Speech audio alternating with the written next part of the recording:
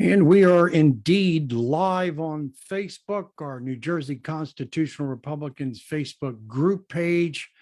It's my great pleasure this evening to have Mr. Richard Super, LD6 Republican Assembly candidate with me. Richard, thank you for joining the New Jersey Constitutional Republicans tonight. John, thank you for having me. And I like the first thing you said, Assemblyman. Hopefully that'll happen a week from last night. That's right, Assemblyman, and that's the objective. We've talked prior to the program earlier last week, and I've been watching your candidacy on Facebook, and been very impressed. And hopefully, many people will get to know you, and you'll get some exposure from this conversation tonight. But first of all, Richard, give us a little bit of bio about yourself. Tell us about Richard Super. Well, I'm not a politician. I've never held political office. I never aspired to hold one. I'm a father, a husband, a father, a small businessman, and just a guy that was kind of sick and tired of hearing and seeing what's taking place not only throughout New Jersey but our country. And I never had the opportunity to serve my country. I have a history of service. My father is a Vietnam vet. My father-in-law is as well. My daughter, who's 22, is in the National Guard. She's serving her country. So I figured that this would be I'm too old to join anything. So I figured I would do this and put some experience that I have to use. Running a small business, learning how to read a budget and plan, and that's something that's desperately lacking not only in the state government but also federal. It's a shame how the government, in a small business like myself, I have to earn the business and earn the revenue, whereas the state and the federal government just taxes you if they need more money, and that needs to stop. And one of my main focuses will be a zero-based balanced budget, where we have to account for every dollar spent every year. Which the Constitution requires as well, Richard. The state Yes. Constitution requires a balanced budget. Balanced budget, yes, exactly. Not to spill over into the next fiscal year. And of course, that's been completely obliterated by Phil Murphy and the Democratic Party policies. But please give my regards to your Vietnam veterans and your family, your father and your father-in-law, and of course your daughter. We created a program actually called Set the Record Straight on Vietnam, which had shown a very, very different side of the Vietnam War than what the left media and the neo-left media propagated throughout the 70s, and really has made the people very, very illiterate, if you will, concerning the Vietnam War and how our servicemen and men like your father and your father-in-law had that war won. Mm-hmm. And it was the principles, it was the policies rather of the Joe Bidens and the Speaker Mansfields and the Patrick Leahys and all of the Democrats that came into power that didn't fulfill the obligations of the Paris Peace Accords, which essentially handed over South Vietnam to North Vietnam after we had an agreement reached with them. So please give them my regards, as I revere our Vietnam veterans, and all of us should. And remember the terrible publicity and the terrible way they were treated, and that needs to change. And that's one of the objectives of the New Jersey Constitutional Republicans, is to educate our citizens. And Richard, please give us. Yeah, go ahead. Well, I was going to say one of the nice things is that, if anything good came out of that, is that a lot of the veterans now are revered. And I can tell you, my daughter, when she came home she was in boot camp and immediately was deployed to Qatar in the Middle East for a year. And when she came home, Operation Yellow Ribbon and all those guys, even though she was kind of like in a quote unquote green zone. It was a really wonderful tribute. So you can see that a lot of the guys and a lot of people rally around and really try to make our vets today feel like they should have done years ago for the Vietnam vets. Right. And now, how many children do you have? I have three. I have Emma is the oldest. She'll be 22. I have Addison, who I just dropped off at field hockey practice. She's 13, and my son RJ is 11. Very good. And of course, you can get a good read, a good barometer on a qualified representative is how well they raise their children. Now, obviously, you've done a great job, and your oldest daughter in the Army to be commended. And of course, the Constitutional Republicans, we talk about the fact that they forfeit their natural rights to defend our Constitution and our country. And that's why it's so important for representatives to make sure that they are taken care of, that they're not put in any harm's way unnecessarily, and that there's a clear objective and a clear path to victory for any of our armed forces before they go to war, and restoring the constitutional authority of the Congress in declaring war, not the executive. The commander-in-chief takes over once the Congress has decided and legally declared war. That's been completely forgotten, but needs to be restored. Sure. But Richard, let's talk about LD6. What comprises LD6? What counties, what municipalities, what towns? Tell us about LD6. The LD6 is one town in Burlington, which is Maple Shade. And then we have Camden County of Berlin, Cherry Hill, Collingswood, Gibbsboro, Haddon Township, Haddonfield, Hynella, Merchantville, Oakland, Pennsauken, Summerdale, Stratford, Tavistock, small little part, and Voorhees. So about 15 towns. And I'm really proud to say that I've visited and been in all 15 towns. I've knocked on doors and spoken to people in all 15 towns, not all 15 towns that I hit every door, which I would love to. It's just impossible, but I've been to every town and spoke to many different people in those towns. And a lot of it's the same. We hear a lot of,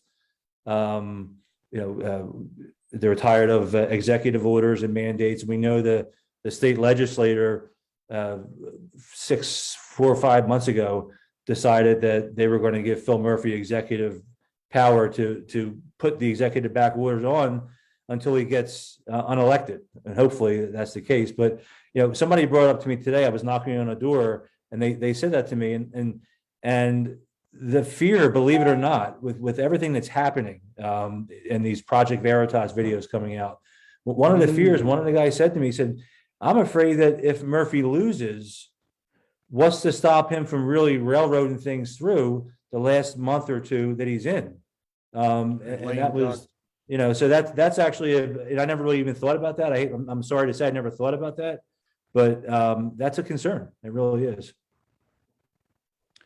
Yes, it is. And of course, Richard, that environment from which Phil Murphy signed on to over 250 approximately executive orders, unprecedented in New Jersey's history. Rivals FDR's 3,500. Of course, he had 4 terms to do that, but for Phil Murphy, and the environment has been created because of our representatives and legislators don't revere the Constitution. The Democrats, of course, believe that the Constitution is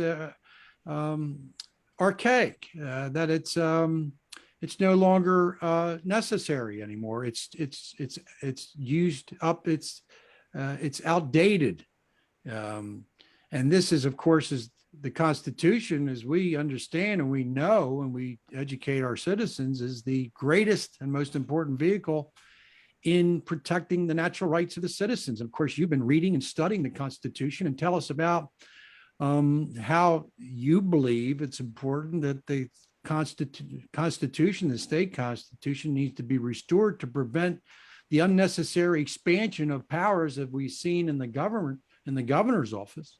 And also the fact that the legislature pretty much sat back and, because it is Democratic Party majority, sat back and allowed these infringements, the suspending of the Constitution, if you will, with this administration.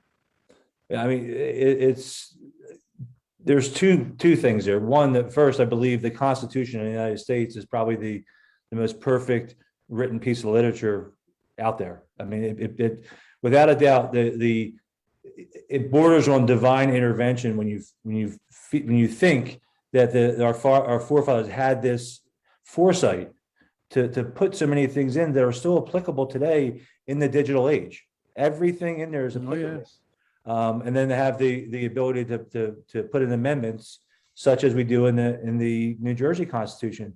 And they kind of mirror each other in a lot of respects, but more so that in the state constitution, it kind of boils down to more individual rights in the state.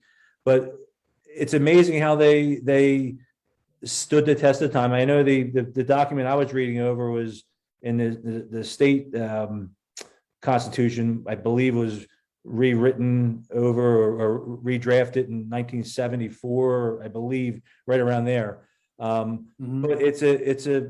they've had the foresight to add amendments to say that it's not a perfect document and it's a fluid document.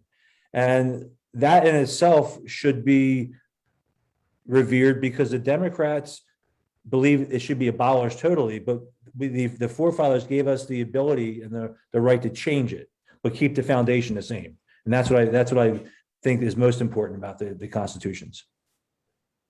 And you make a good point that the founders did anticipate there would be the need for making amendments. However, they made that process rigorous, and they intended for debate and contemplation and talking and conversation on the Senate and the Assembly floor. And of course, that's what you're going to be doing. And one of the unfortunate aspects that we've seen with the legislative body, not only in the national, in our United States Congress, but also in the state House, is the fact that everything is geared towards the leadership. The leadership dictates exactly what happens. And it's important for men like you to articulate the necessity of deliberation and debate and talking about issues and creating much more dialogue than exists now. And that will in itself be a reason why you will be a much better representative of the people of LD6.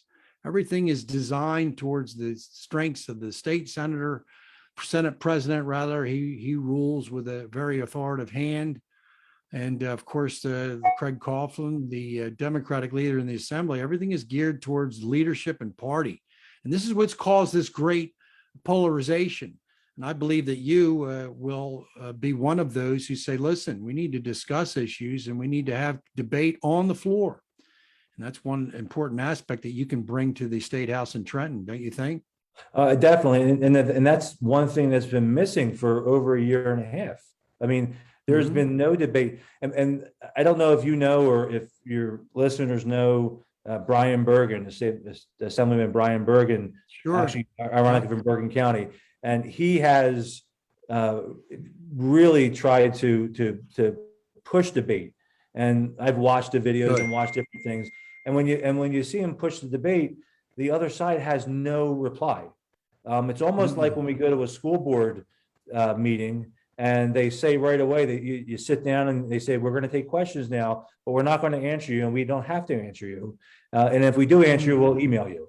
That's a lot of the things that I found out when I go to school board meetings. So it's really just a shutdown of liberty and justice. It really is. And Brian's done a great job. And I really hope that I get an opportunity to work with him to bring back some respect and just debate. I mean, listen, my father always told me that any negotiation, both sides have to feel like they come out with something. Any good negotiation. And listen, I'm not saying that our way or my way is or the highway, but we need to have open dialogue and respectful conversation. And we're not always going to agree on everything, but at the end of the day, we need the opportunity to at least have that dialogue. And that was just shut down for a year and a half. And it was frustrating for me to watch this go on. I can only imagine how Brian and some of the other guys have felt just being shut down totally and allowing, really not being allowed to earn their paycheck. When you think about it, the legislature gets paid, and for a year and a half, it was like, who's stealing money? I mean, they just took their paycheck and let Murphy do everything, and that's not good either party. And honestly, I'm a Republican, but I wouldn't stand for my party. I believe in holding people accountable, and it doesn't matter to me. It doesn't matter what side you're on. If I agree with you, and if you're doing the right thing, I'll stand with you. But if you're not doing the right thing, you need to be held accountable.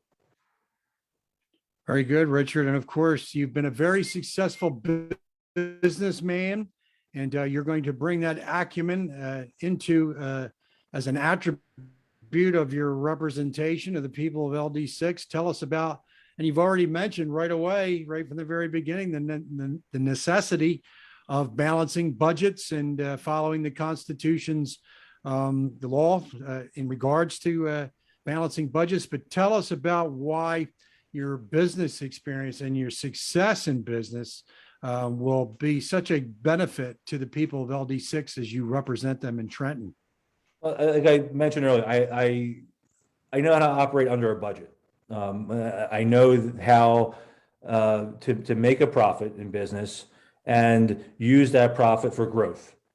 I've worked and I've run my business through very tough times. In 2008, I took over the business from my father. I bought the business from my father and finally took over back in 2008, and then the world collapsed. And I had bills. I had to figure it out. Nobody said to me, well, you know what, Rich, just go charge more for this washer and people will pay for it, and then you can buy your car or do this or do that. I had to figure it out. I had to make hard decisions. Unfortunately, you have to cut, and that's something that our government just doesn't do. It boggles my mind, and that's one of the most important things that I think about every day is how they could just, if they need more money, they just tax us. And it doesn't work that way in the real world. You know it, I know it. Back in 2008, I'm sure there's a lot of people that lost their jobs, and a lot of people were sitting around scratching their head. How am I going to pay for this? And they figured it out. I figured it out. I drove us through that, and then we had the pandemic that hit. And like you and like everybody else, I'm sitting there. I got up. I never forget. I got up at 5 o'clock in the morning, went to work. I was there at 5 o'clock. I sat down at my desk and I'm looking over the weekend receipts because it's Monday morning, and I'm scratching my head and I'm saying, "The hell am I going to do?" I can't even call my father to ask him about this because he's never experienced this. Because I would once in a while call my dad, "Hey, Dad, what do you think about this?" Sure. And I sat there for 3 hours doing paperwork, thinking, and then I just put a game plan into place. And it was luck. It was a lot of luck and a lot of praying, and then some experience, and then it paid off. And fortunately for my business experienced a boom.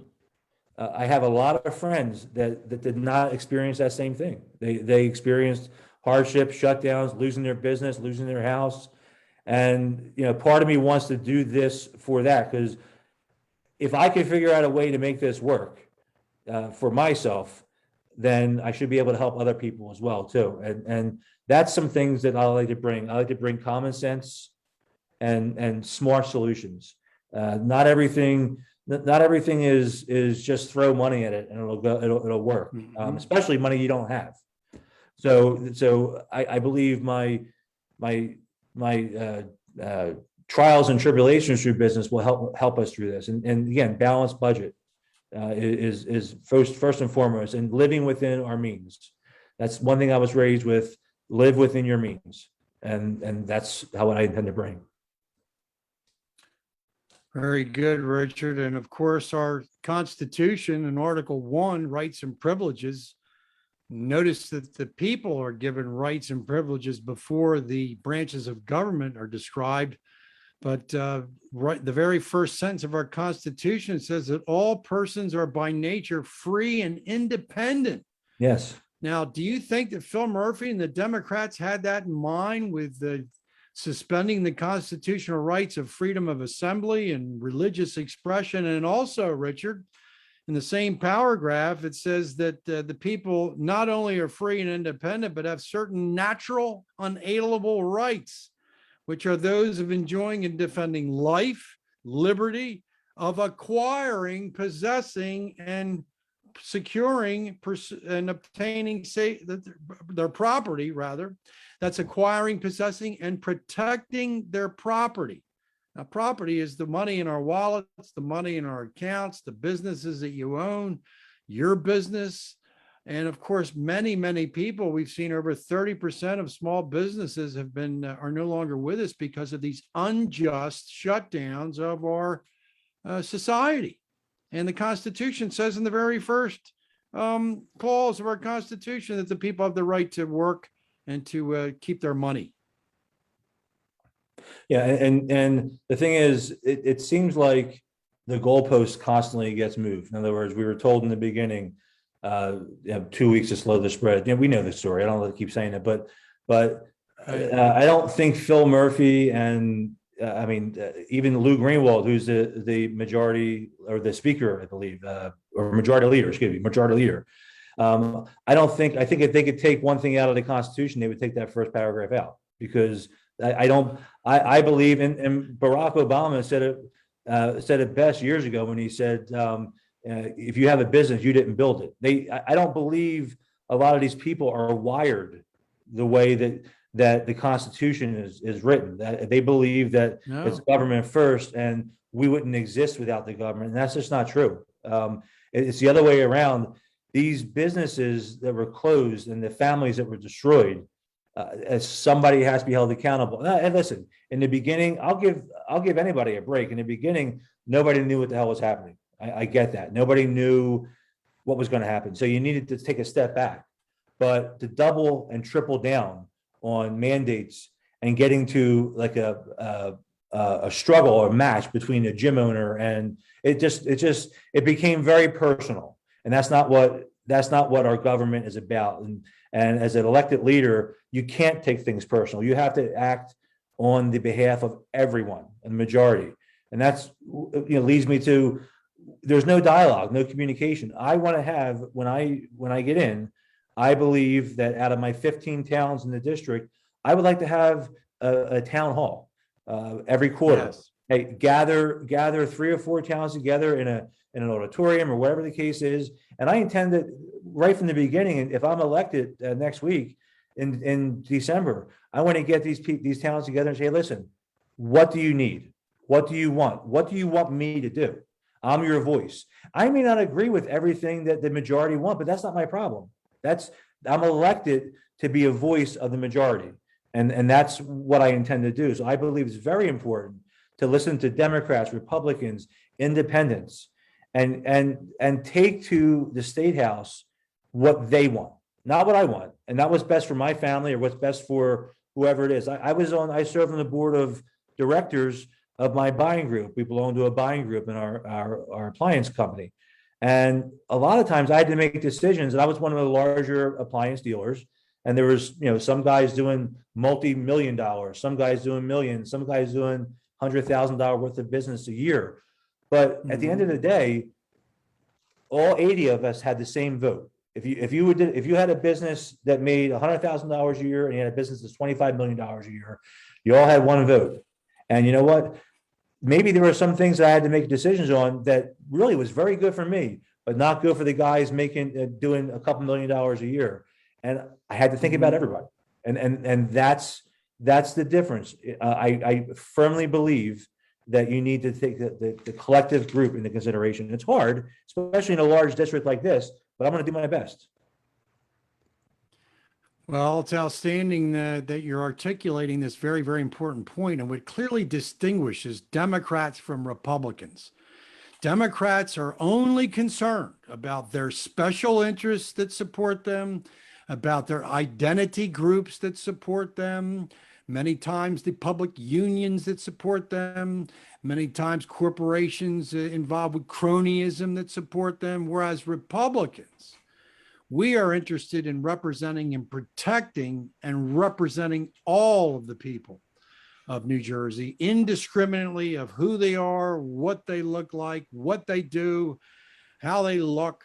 And that is the initial principle. That is an initial principle of the Republican Party. And as we always talk about, and Lincoln saying liberty to all, he meant all as in all, not just the certain specific special interest groups and identity groups that the Democrats will say, well, and Obama said this before, if you want any influence in government, you need to start winning elections. That's not the way the founders intended. Founders intended there to be debate, deliberation, working together, moderation, working together for the benefit of the people in protecting them and securing their natural rights. Democrats, Richard, don't believe in natural rights. They believe that rights come from government. We believe that rights come from God. The very preamble of our Constitution talks about being grateful to Almighty God for the civil and religious liberty, which he hath so long permitted us to enjoy. And of course, if you talk to the Democrats, they believe that the force of government must be the means by which government runs. The purpose of government is really the great question. And you're already articulating the importance of representing all the people equally. Yes, that's one thing, like I said, that's one thing that I feel very strong about.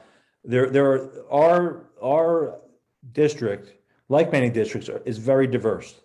I've been one Saturday, Tavistock, one of the more wealthier districts in the neighborhood, in our district, I went to and knocked on doors and talked to people. And I've been to other districts, and I've spoken to many different people, many different walks of life, many different religions, everything. And it's a lot of the talk is the same. They're worried about their own personal rights, their personal freedoms. I've had people that were lifelong Democrats, never voted Republican at all, grab my arm and tell me, and this is the God's honest truth, they've told me, I've never voted Republican at all, but I'm voting for you. And I try not to even look at parties. I don't like to put buckets in people, but unfortunately, it's time for us to, as Republicans, to be proud, stand up, and say, listen, yes, I do not agree with the direction you're taking us. And a lot of people that I've been talking to don't. And I want to be that voice. I want to be the change. I want to be the person that leads. You know, government legislators and congressmen and senators, we know they weren't full-time jobs, and it should not be a career. People go to college now in school to become politicians. They have, you know, there's always been political science, but now it's a whole industry. Right. And I believe that you could make a job out of anything, but it should be efficient, and there's no need to make full-time jobs out of this. And we can save a lot of money if we have term limits. That's another thing that I feel very strongly about. And I've gotten into debates with people in my own party about things. I don't believe that you should be a career politician. The people I'm running against been there for over 20 years. Now, I don't know what they can accomplish now that they haven't already had a chance to accomplish, but term limits are one of the major things that people are talking about out there. They're saying, you know what, 8 years, 10 years, I don't know what the number is, but I'd be more than happy to sit down with all the representatives and say, hey, listen, let's agree that we need to have a term limit. And some people will say the argument is, well, if I get somebody in there that's good and I want them to stay there, I don't want to put a restraint on them. Well, the problem is a lot of times we get people in there that are very good and they start out good, but then they're too long and it turns the other way. And that's my feeling on that. I've gotten into many different debates with people, but I believe we need to have term limits as well, too. Well, I think it's very important. Of course, one of the reasons that I founded the Constitutional Republicans was to educate our voters on their representatives and what they should require from a representative. And number one would be constitutional literacy, which you're demonstrating, and then also intellectual rigor, the ability to educate their voters and their constituents. So it's very important that the voters understand who it is they're voting for. And of course, there are limits already built into our Constitution. We have 2 years for Assembly or House of Representatives, 6 years for Senate. 4 years for presidents. And of course, they are there, but the impetus needs to be placed upon the requirements and the expectations and the accountability that the voters must hold their representatives responsible to. And they need to elect representatives that understand the purpose of government, understand and defend the Constitution, which is the best conduit to understanding or to protecting natural rights, rather, and then to be able to articulate that intelligently and then teach other people about that. Oftentimes, people vote for candidates that are not equipped. And we've seen this on a national level. People who are constitutionally literate. And if you don't understand the Constitution, that's the first thing that you're going to do, Richard. You're going to put your hand on a Bible and you're going to put your hand up and you're going to swear to support and defend the Constitution. And many of those who do that don't even read it, don't even know what it says, and they don't even like what it says. And that's why they believe in the force of government and they believe in a progressive idea of government. But I wanted to ask you, Richard, a question about the fact that we read that portion in the preamble of the state constitution that talks about the civil and religious liberty given to us by God, and what your thoughts are on curriculums being dictated and mandated by the governor and the assembly and the legislature in Trenton, as opposed to local school boards and parents sitting on those school boards. What are your thoughts on that? Well, I mean, first off, getting again to a national level, when the FBI gets involved and basically puts parents on a terror watch list because they want to have a say in what their kids say and do. And one of the other things that I proposed is a parent liaison or a parent board that reports to the school board and vice versa. So there's more dialogue. It's been very easy for the past so many years because parents are working a lot and they haven't paid attention. We've been asleep at the wheel. We really have been. I mean, and shame on us, but we've allowed people with different agendas to hijack the government and also the school boards. And I think one very quick, easy fix without disrupting everything is to have a parent school board liaison where they say, well, explain this to us. Why are you doing this? How did you come to this? And then have a dialogue that way. And then have almost like when you have a law where they have the legal jargon and then they have plain English.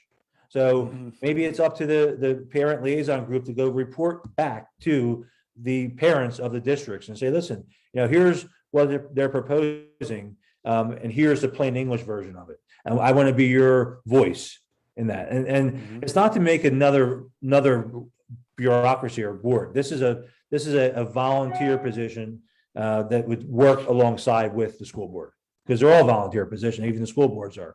And there's some very good school board representatives, and there's some people that believe they're above the law. So we just need to balance it out, definitely. Yeah, I wanted to say one more thing. Getting back to we were talking a minute ago about representatives and they don't know the Constitution, and it hit me just now.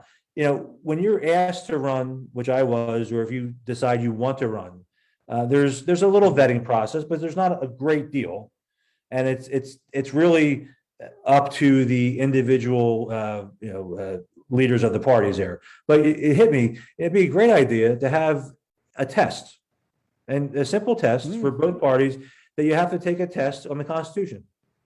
That's it. So that would be the first qualification for you to actually be in the running to become a representative. You take a simple, 15 or 20 question quiz on the Constitution, and I'd be surprised how many people would probably fail it.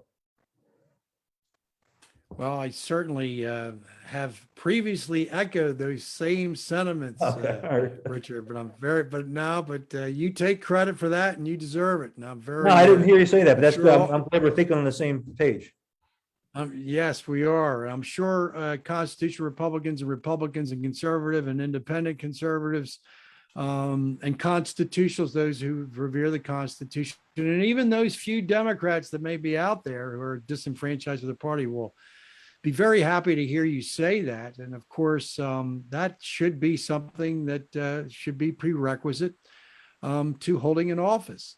And getting back to the school boards, Richards, I've been saying recently that the restoration of our republic, not only in New Jersey, but throughout the nation, will occur with the participation of parents being on school boards, one school board at a time. And really, that's where it starts. And it's important for parents to be involved with their children's education. After all, they are the first educators. They're teaching the children the right from wrong, right from the very beginning. And they continue to do that throughout their lives. And that's why it's so important to give the parents choice when it comes to education, giving school choice, supporting charter schools, supporting public or supporting private schools, religious schools. Very, very important. And of course, the Democrats being so motivated by the special interest, NJEA, they're determined not to allow freedom of choice when it comes to education. And I believe that you believe that it's important for parents to be able to have that choice in their children's education. My children, up until we moved to Haddonfield about 3 years ago. And before that, they were in private school, they were in Catholic school. And I noticed a stark difference, whether it's good or bad. I just noticed a big difference. I'm not trying to promote one or the other, but I pay a lot in taxes to live here. And I said to my wife, I'll be damned if I'm going to have to pay those taxes and then have to send them to a different school. Let's try it. But you know, another prime example of how business works and how government doesn't. During that lockdown, and I'm not saying that we shouldn't have had lockdown in schools and we shouldn't have had in-person classes. What I'm saying is that over the long haul, the Catholic schools and the private schools figured it out because they had to. If they did not have in-person class, they would have been out of business. They would have lost their money. It's a business. And the public schools, unfortunately, whether it's due to the fact of the board or the NJEA, they just took their time, you know, and they are very good teachers. I'm friendly with a lot of teachers.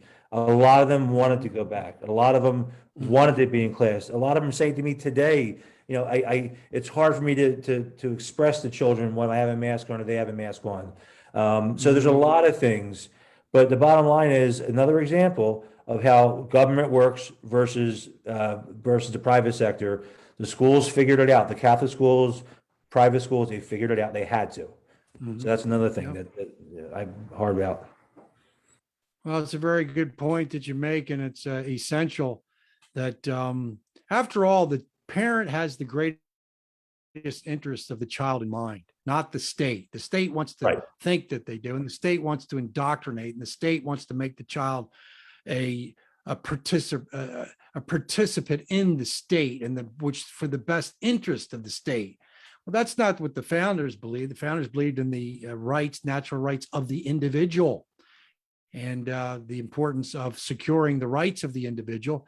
And the parents love their child. They nurture their child. They see their child every day, and it's very, very apparent that the parents should be dictating what occurs with their children education, not Phil Murphy and his social justice agenda, which he's been committed to.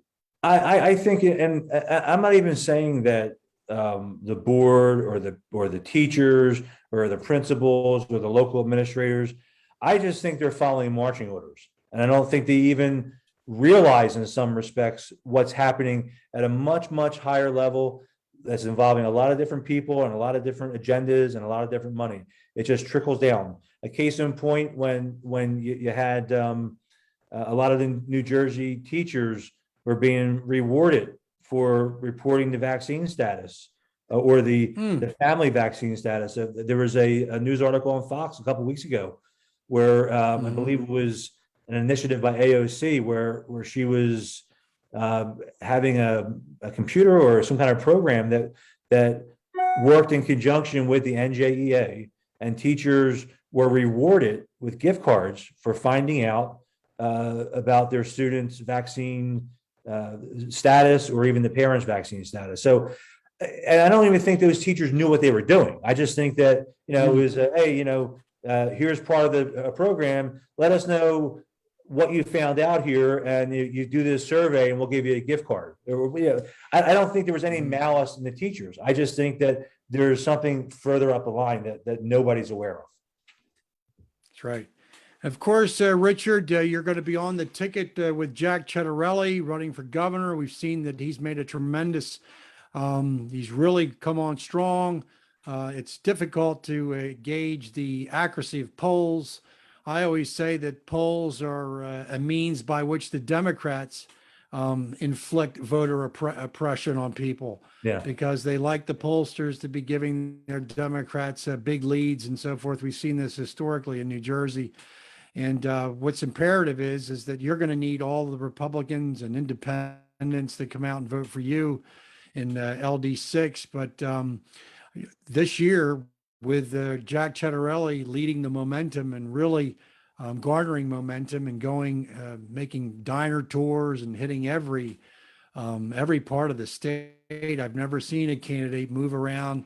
Of course, we've known Jack for years, and we're big friends and supporters of Jack. But that momentum should be able to help carry you as well in LD6. Are you anticipating the benefits of Ciattarelli leading the way and winning the gubernatorial race for your race? Definitely, yeah, definitely. It's funny because I met Jack a couple of years ago at a mutual friend's golf outing, and I was talking to him for a little bit, and then I walked away. And my friend said to me, "Do you know who that is?" And I said, "No." He goes, "That's Jack Ciattarelli." I said, "Oh, okay." I didn't know. He said that he's going to be the next governor. I said, "Oh, great." That was it. And at that time, this was not on my radar at all. I had no desire, no thought of doing this. And then, as it turns out, now I'm 2 spots down from him on the ticket, and I couldn't be happier. I think Jack is a great family man, a wonderful representative of the state. He's a good man. A lot of his policies, a lot of the policies that I have are kind of in lockstep with him. So I'm looking forward to really working with a leader like him, and really, like he says, fixing the state that's broken. This guy is everywhere. I mean, I turn around and he's at a diner, then he's down the shore in the boardwalk, and he's he's probably one of the hardest working politicians I've ever seen, and I'm proud to be on the ticket with him, definitely. And I think it's definitely going to help.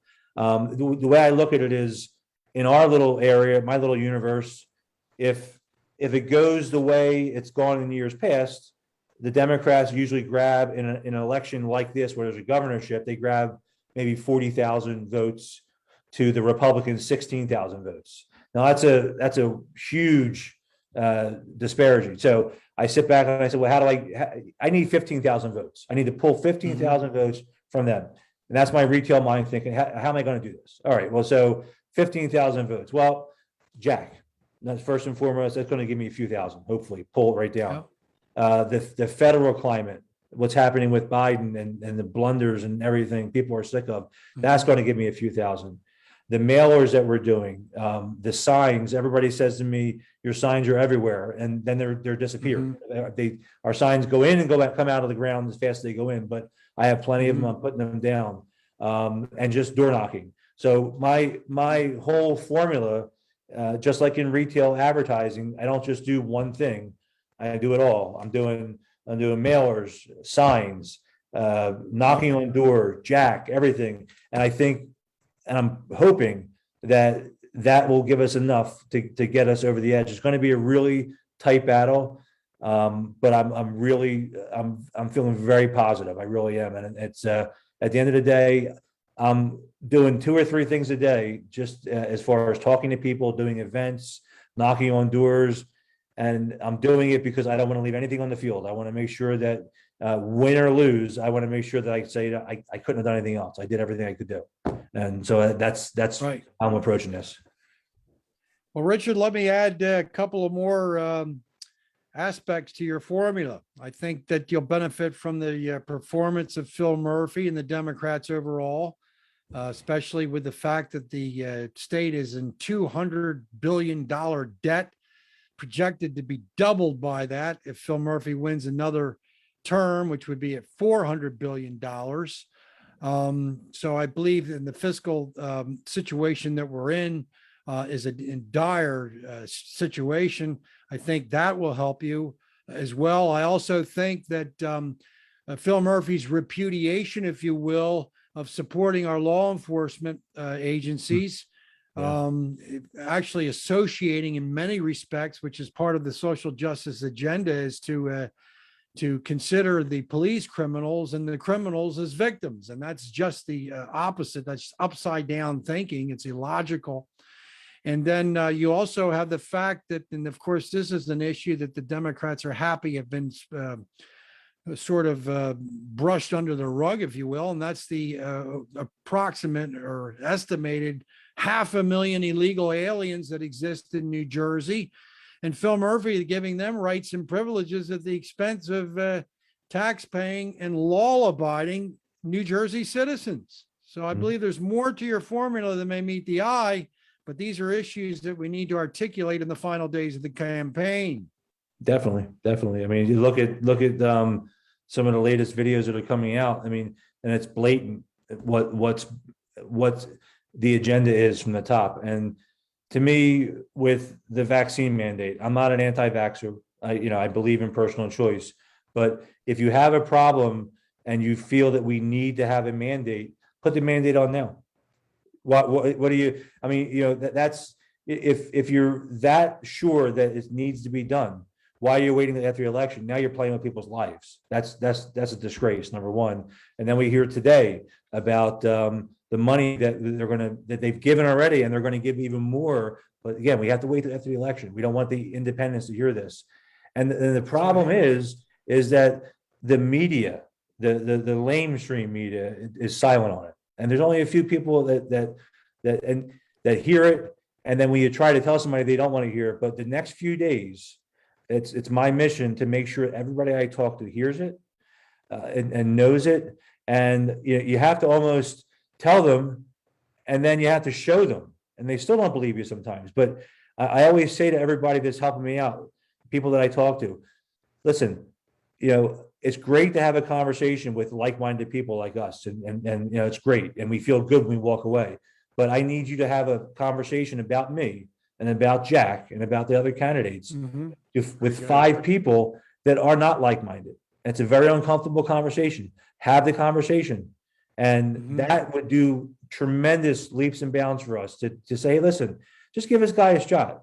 What do you have to lose? It's not a marriage, it's 2 years. And if you don't like him, you vote him out again. And revive our voting abilities. People just go down the line and click things, and they take it for granted.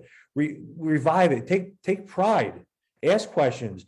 I say to everybody that I talk to, listen, if you have 2 or 3 or 5 or 8 people you want me to talk to, I'll come over and talk to you. I don't care when you tell me when you want me to come over. I'll come over and talk to you because it's that important to me. I don't need to be this. Okay. I want to do this. It's not a question of like, I need to boost my ego or I need, another job. I truly want to do this. I want to help our state, help my family, help your family, and help people. And that's the message that we need to hear, and from the candidates running, and that's the message that the constituents need to hear. Yes, and let me ask you, Richard, have you garnered any media coverage at all from LD6, any of the newspapers or any of the social media entities in the district? No, I mean it's been radio silence. I mean it's really and to that it's almost like there's an ignore campaign, which should infuriate voters even more. In other words, the other side and the even the local media just kind of act like there's no election going on right now, and then they're relying on people just sleepily pushing the buttons they've always pushed over the years. And I really believe it's going to be different this time. I think we're really going to make a dent and surprise a lot of people. But I would welcome the opportunity I've tried to get on different. When I've tweeted or if I put things out, I copy Fox and all these other Newsmax. I copy all of them. But I guess a small little district like this is not really important to them, but it's important to all of us. And I welcome the opportunity to have my voice heard on any of those stations.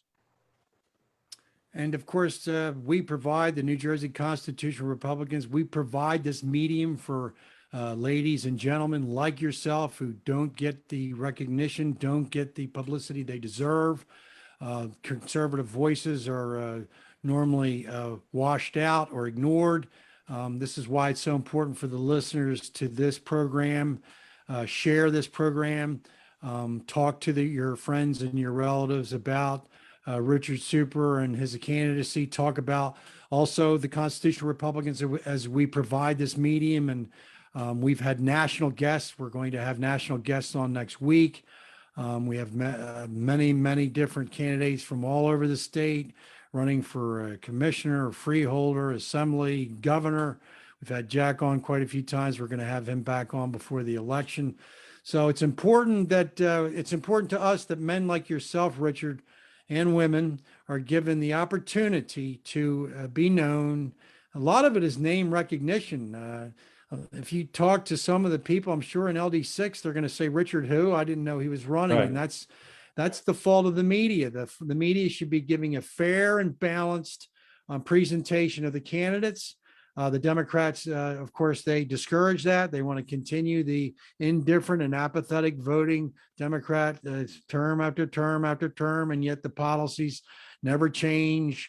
There's never any growth. There's never any economic growth at all. There's no restoration of law and order. There's no treating everyone with equal application and protection of the law, and on it goes with the Democrats. But we're very proud of the candidacy that you're running, and we're very happy to provide this opportunity to discuss with the people of LD6 why you will make and pardon this pun, you'll make a super representative, Richard. Thank you. I'm going to try. I'm going to try. If there's anything as we wind down, is there anything that you'd like to tell your constituents and our audience tonight before we sign off? Yes. How can they help? How can the listeners and the audience help you? Where can they go to find out about you? How can they contact you? How can they get involved with your campaign with a week to go?